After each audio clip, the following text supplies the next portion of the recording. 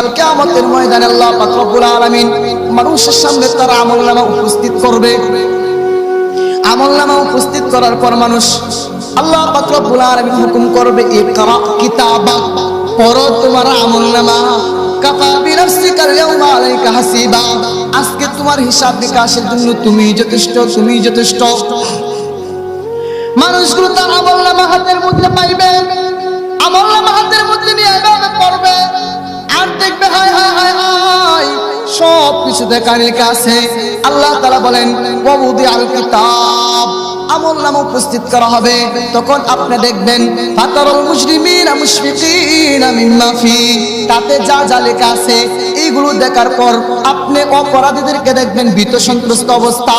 আর তারা বলবে, ইয়াকুলুনা ইয়া ওয়াইলাতানা মা লিহাযাল কিতাব, হায় হায় হায় হায় এটা কেমন আমলনামা, কেমন আমলনামা।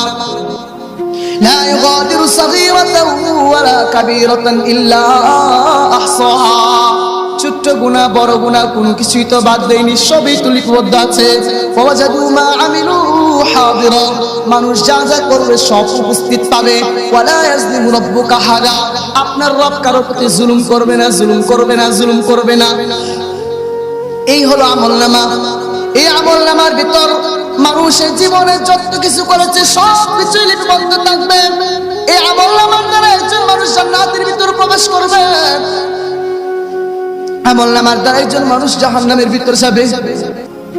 আল্লাহ পাক রব্বুল আলামিন বলেন, যার আমলনামাটা ডান হাতের মধ্যে দেওয়া হবে ওই ব্যক্তি খুশিতে ভাগ ভাগ হয়ে যাবে, খুশিতে আত্মহা হয়ে যাবে, মানুষ খুশি খুব আনন্দিত হবে।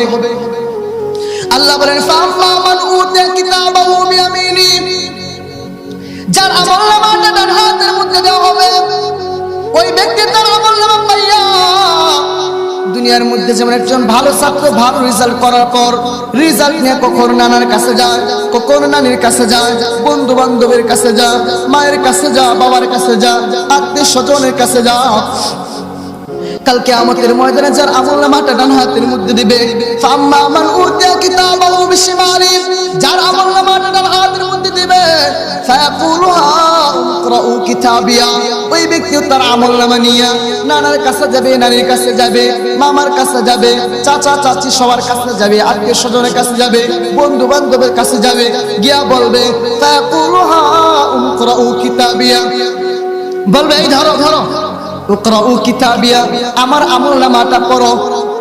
দুনিয়ার মধ্যে একজন ভালো ছাত্র ভালো রেজাল্ট করার পর রেজাল্ট শীট নিয়ে যেমন আত্মীয় স্বজনের কাছে যায়, গিয়ে বলে দেখো দেখো দেখো আমার রেজাল্টটা দেখো। কাল কিয়ামতের ময়দানে মানুষগুলো যার ডান হাতের মধ্যে আমলনামা দিবে ওই ব্যক্তি তার আমলনামা হাতে পাইয়া আমলনামা হাতের মধ্যে নিয়ে মানুষের কাছে যাবে, বন্ধু বান্ধবের কাছে যাবে, গিয়ে বলবে ধরো ধরো আমার আমলনামাটা একটু পড়ো। فيقول ها اقرأوا كتابيا إني ظننت أني ملاق حسابيا, আর আমি যখন দুনিয়াতে ছিলাম, দুনিয়াতে থাকাকালীন আমি তো বিশ্বাস করেছিলাম এই আমলনামার সঙ্গে আমার সাক্ষাৎ হবে, এই জন্য আমি ভালো ভালো কাজগুলো করেছিলাম। ইন্নী জানান্তু আন্নী মুলাকিন হিসাবিয়া, আমি দুনিয়াতে থাকতে আমি বিশ্বাস করেছিলাম এর সঙ্গে আমার মুলাকাত হবে, সাক্ষাৎ হবে।